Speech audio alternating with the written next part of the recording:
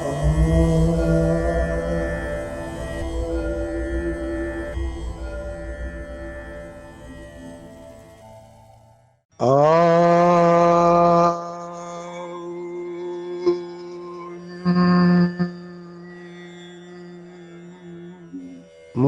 போற்றி, முருகா போற்றி, முருகா போற்றி.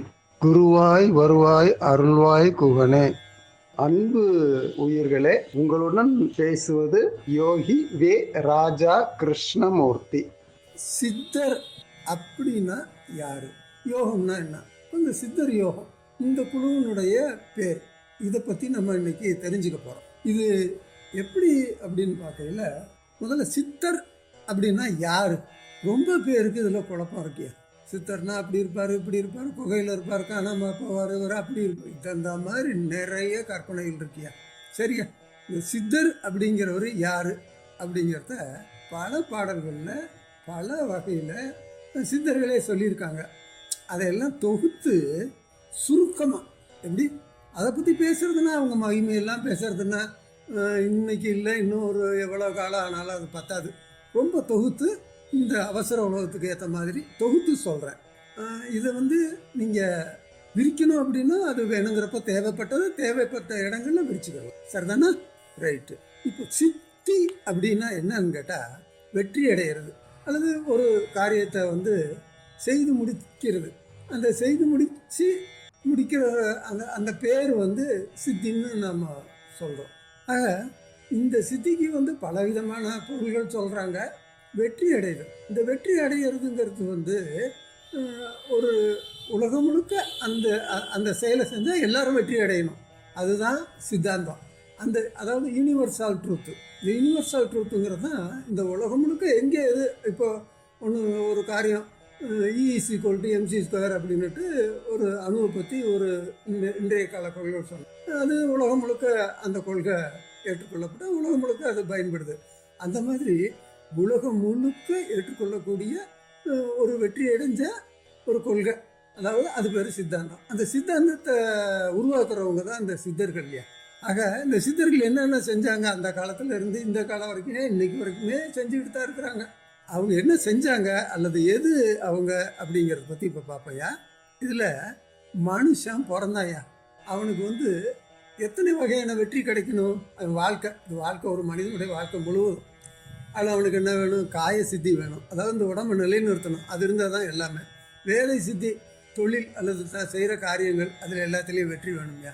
யோக சித்தி, இந்த இடத்துல தான் யோக சித்தி. யோகம்னா என்னையா? அப்போது யோகம் அப்படின்னா இணைதல். இப்போ ஒரு ஆணும் பெண்ணு இணைஞ்சு ஒன்றரை இரண்டு அல்லாத ஒன்று ஆன ஒரு நிலையை அடைகிறது, அது பேர் பரியங்க யோகம்யா. அதே மாதிரி இதுதான் சிற்றின்பம். இது சிற்றின்பம் அப்படின்னு நம்ம சொல்கிறோம். இதே மாதிரி இந்த நமக்கு உள்ளார இருக்கக்கூடிய இறைவன், அதை முதல்ல நம்ம உணர்ந்து அந்த பரவெளியில் இருக்கக்கூடிய இறைவன், அந்த பரவெளியில் இருக்கக்கூடிய இறைவனோடு சேர்ந்து இணைஞ்சு கிடைக்கக்கூடிய ஒரு இன்பம் இருக்கு பாரு, அதுதான் பேரின்பம். அந்த பேரின்பம் அடைகிறது தான் யோக சித்தி. ஆக அப்புறம் ஞான சித்தி, அப்புறம் இறைவனை போலேயே நாம் மாறிடுறது ஞான சித்தி. இந்த 4 சித்தியும் மனிதர்களாக பிறந்தவங்களுக்கு பெறக்கூடிய அல்லது கிடைக்கக்கூடிய அல்லது அவங்களுடைய வாழ்க்கையினுடைய கடைசி லட்சியம் இதுதாயா. இந்த 4ஐயும் அடைஞ்சவங்க தாயா அந்த சித்தர்கள். அப்புறம் இந்த 4ஐயும் அடைஞ்சிட்டு அவங்க என்ன செய்கிறாங்கன்னு கேட்டால், அவங்க படைத்தல் செய்கிறாங்க, காத்தல் செய்கிறாங்க, அழித்தல் செய்கிறாங்க, மறைத்தல் செய்கிறாங்க, அருளல் செய்கிறாங்க. ஆக இறைவனை போல் ஐந்தொழில் செய்யக்கூடியவர்கள் சித்தர்கள். அப்புறம் இவங்க ஐந்தொழில் செய்கிறாங்க, இறைவனை போல செய்கிறாங்க. அப்போ இறைவன் அழியாமல் இருக்கிறான். அப்போ இவங்களும் இறைவனை போல் அழியாத ஒளி உடம்பு பெற்றவர்கள். அவன் தான் ஞானி. சிலர் என்ன பண்ணுறாங்கன்னா, தன்னுடைய உடம்பை இந்த அணுநிலைக்கு மாற்றி ஒளி உடம்பை மாற்றாமல் சாதாரண மனித உடம்பு போலேயே நிறுத்தி வச்சுக்கிட்டு சூரிய தியானம் அப்படிங்கிற ஒரு நிலையில் உலக மக்களுக்காக இது ஏன் செய்கிறாங்கன்னா, உலக மக்களோடு தொடர்பு கொண்டு உலக மக்களுக்கான காரியங்களை செய்கிறதுக்காக அவங்க இந்த மாதிரி ஒரு நிலையில் இருக்கிறாங்க. ஆக இந்த துரிய தியான நிலையில் இருக்கிறவங்க அப்படின்னு சொல்லையில் நமக்கு என்னையா எங்கேயாலும் இருக்காங்களாயா, என்னங்கயா ரொம்ப தானே பொய் சொல்கிற மாதிரி தெரியுதையான்ற மாதிரி ஒரு எண்ணங்கள் நிறைய வெளிநாட்டினரும் கேட்டிருக்கிறாங்க, மக்களும் கேட்டிருக்கிறாங்க. ஏன் இந்த மாதிரி ஒரு நிலையில் ஒருத்தர் உட்காந்துருக்கிறாருங்க நம்ம நம்ம தமிழ்நாட்டில் தான், ஸ்ரீரங்கத்தில் ராமானுஜரியா, ஸ்ரீரங்கம் கோவிலில் ராமானுஜர் வந்து அந்த வெளிப்பிரகாரத்தில் உட்காந்துருக்கிறாரு. 1000 வருஷமாக உட்காந்துருக்காரு. துரிய தியானம். அவர் உடம்பு அழிஞ்சு போகல, அப்படியே இருக்காரு. நீங்கள் போய் இன்றைக்கும் போய் பார்க்கலாம்.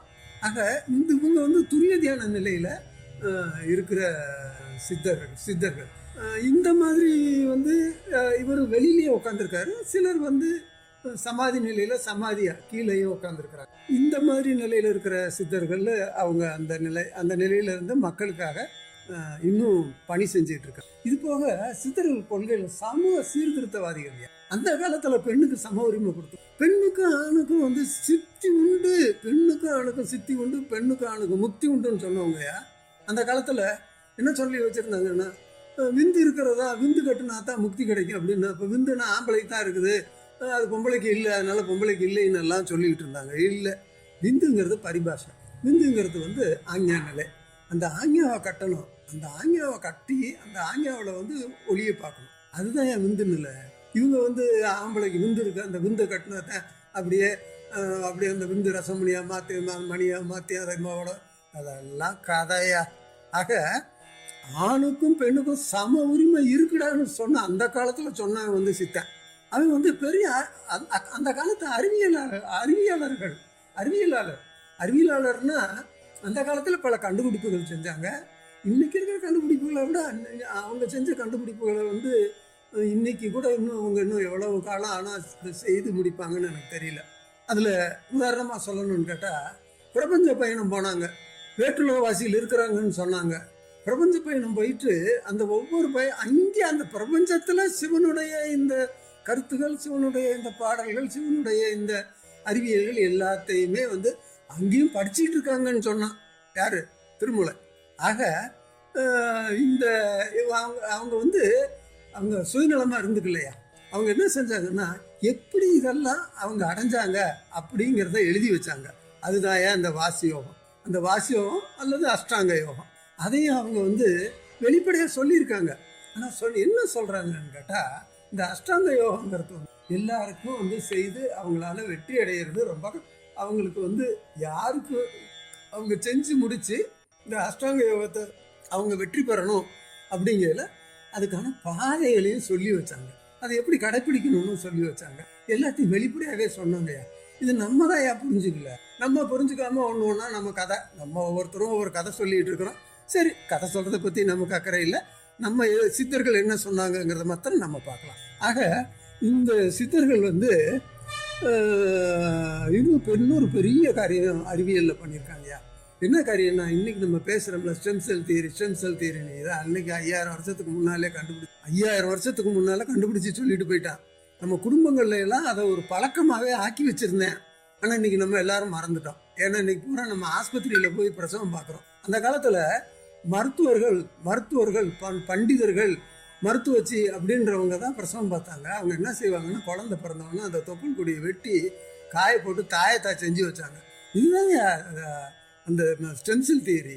இன்னைக்கு காடு அதை அப்படி பாதுகாக்கணும், அப்படி பார்க்கணும், இப்படி பார்க்கணும்னு லட்சமாக காசு வாங்கிட்டு இருக்கிறாங்க. சரி, அது தப்பு கிடையாது. இன்றைய இருக்கிற விஞ்ஞானத்தில் அது ஒரு சித்தர்களுக்கான அது வெற்றி, சித்தர் கொள்கைகளுக்கான அது வெற்றி. அதுக்கு அடுத்ததையா இந்த கேன்சரு, எய்ட்ஸு அப்படின்னு இந்த மரபணுவான வியாதிகள்னு சொல்கிறான் பாருங்க. இதை வந்து அவன் என்ன சொன்னான், கண்மம் அப்படின்னா அந்த கண்மத்துக்கு அவன் பூரா மருந்து சொல்லி வச்சிருக்கான். பட்டை மரம் போல ஆகும் வெட்டை அப்படின்னா அதுதான் எய்ட்ஸ். இன்னைக்கு புற்று லிங்கத்து புற்று, மார்பிலே புற்று அப்படின்னு சொன்னாயா, அதான் இன்னைக்கு கேன்சர் நம்ம பேசிக்கிட்டு இருக்கோம். ஆக இதுக்கு எல்லாத்துக்கும் மருந்து அந்த காலத்திலேயே சொல்லி வச்சிருக்கிறாங்க. இவன் வந்து என்ன செஞ்சுருக்கிறான்னா, டைம் டிராவலிங், அதான் காலப்பயணம் பண்ணியிருக்காங்க. காலப்பயணம்னு கேட்டால் கோரக்கர் வந்து சந்திர ரேகையில் சொல்லுவார். அவர் வந்து அவருடைய காலப்பயணத்தை எப்படி ஆரம்பிப்பாருன்னு கேட்டால், அவர் திரிசங்கு பரிசுத்து வாழ்ந்த காலத்திலிருந்து, அதாவது பஞ்சபாண்டவர்களுடைய மகன் பரிசுத்து வாழ்ந்த காலத்திலிருந்து இன்னைக்கு வரைக்கும் நடந்ததை சொல்லுவார். இனிமேல் நடக்க போகிறதையும் சொல்லுவார். ஆக காலப்பயணம் செஞ்சவங்க இந்த சித்தர்கள். அப்புறமேட்டு இவங்க செஞ்சதை வந்து மக்கள் ஒரு பார்ட்டை மொத்தம் எடுத்துக்கிட்டாங்கய்யா. அது என்ன பார்ட்டுன்னா தங்கம் செய்கிறது, அல்கெமி. அவன் தங்கம் செய்கிறதுக்காக இந்த எதையுமே சொல்லலை. உடல் தங்கம் செய்வதற்கு சொன்னோமல்லால் பொருள் தங்கம் செய்வதற்கு சொல்லவில்லை அப்படின்னு ரொம்ப அடித்து சொல்லியிருக்கிறாயா. ஆனால் அந்த அந்த தங்கம் செய்யலை. இவன் வந்து தங்கம் செஞ்சு விற்று அதை காசாக்குறதுக்கு பண்ணலை. அதில் இருக்கக்கூடிய என்னன்னு கேட்டால், அந்த உடலை தங்கமாக செய்யக்கூடிய மருந்துகள், அந்த மருந்துகள் எப்படி செய்யணும், கற்பங்கள், கற்ப மூலிகைகள், ஏகமூலி, முப்பு, இதெல்லாம் எப்படி செய்யணும்னு அந்த காலத்தில் நல்லா சொல்லி வச்சுட்டு போயிருக்கிறான். ஆனால் அதை இந்த இந்த இந்த ஆனால் அவன் ஏன் அதை சொல்லி வச்சான்னு கேட்டால், தங்கம் செய்கிறதுன்னு சொல்லி வச்சான்னா, இந்த நம்ம பயிர்களை பற்றி தான் அவங்களுக்கு நல்லா தெரியும்ல. காசுன்னு சொன்னாதான் உடனே அதை பத்திரப்படுத்துவேன். அதனால் தங்கம் செய்கிறது எப்பட்றா அப்படின்னா, உடனே அந்த ஓலைச்சுவடுகள்லாம் பத்திரப்படுத்த வச்சு அடுத்தடுத்த தலைமுறைக்கு நமக்கு கிடைச்சதியா. அவங்க ரொம்ப ட்ரிக்கானவங்கயா. எது செஞ்சால் எது நடக்கும்னு அவங்களுக்கு நல்லா தெரியுங்க. அதனால் அவன் தங்கம் செஞ்சு விற்கிறதுக்கு செய்யலை. அதாவது நம்ம உடலை தங்கமாக மாற்றக்கூடிய மருந்துகள் எப்படி செய்யணுங்கிறத வந்து சொல்லி வச்சான். அந்த மருந்துகள் தான் ஐயா ஒரு அரை நிறைய தங்கத்தை வச்சுக்கிடுவோம்யா. ஒருத்தர் உயிர் கொடுமா கொண்டு வந்துட முடியுமாயா? சரிங்கய்யா, இப்போ நம்ம அடுத்த பார்ட்டுக்கு வருவேன். அவங்க என்னென்ன செஞ்சாங்க, என்ன பண்ணாங்கங்கிறத பற்றியும் இப்போ நம்ம வந்து சொன்னோம். எல்லாருக்கும் வந்து நம்ம எல்லாரும் இறையருள் பெருக, இறையருள் பெருக, இறையருள் பெருக. தானவனாக தானவனாக தானவனாக